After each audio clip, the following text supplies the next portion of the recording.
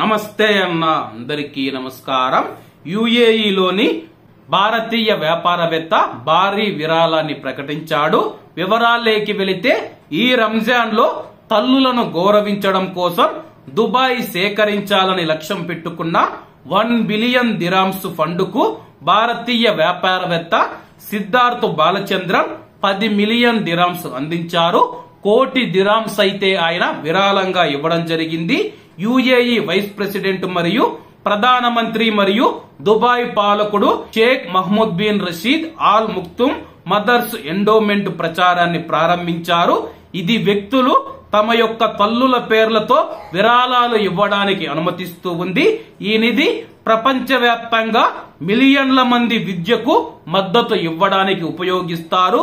Bloomberg corporation executive chairman మరియు CEO Siddharth Balachandran గారు మాట్లాడుతూ తల్లుల దాతృత్వాన్ని జరుపుకునే సమయంలో సహాయం చేయడానికి అవకాశం ఇచ్చినందుకు షేక్ మహమ్మద్ బిన్ రషీద్ గారికి ధన్యవాదాలు తెలిపారు.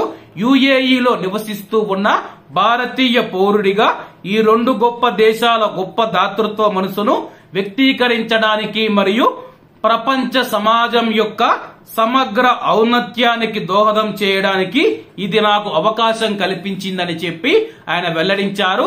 ఏది ఏమైనా సరే యుఏఈలో ఉన్న ఒక భారతీయుడు 1 కోటి దిరామ్స్ ను విరాళంగా ప్రకటించడం చాలా సంతోషాన్ని ఇచ్చే విషయం.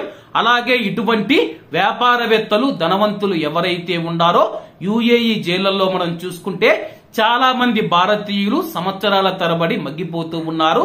చాలా మంది జరిమానాలు కట్టలేక ఇండియాకు రాలేక అలాగే జైళ్లలో ఉండలేక మగ్గిపోతూ ఉన్నారు. అటువంటి వారికి కూడా ఇటువంటి విరాళాన్ని ప్రకటించి ఆ యొక్క భారతీయులను తమ యొక్క కుటుంబ సభ్యుల దగ్గరికి చేర్చాలని కోరుకుంటూ అందరూ బాగుండాలి, అందులో మనం ఉండాలి. అందరికీ నమస్తే అన్న. జై హింద్.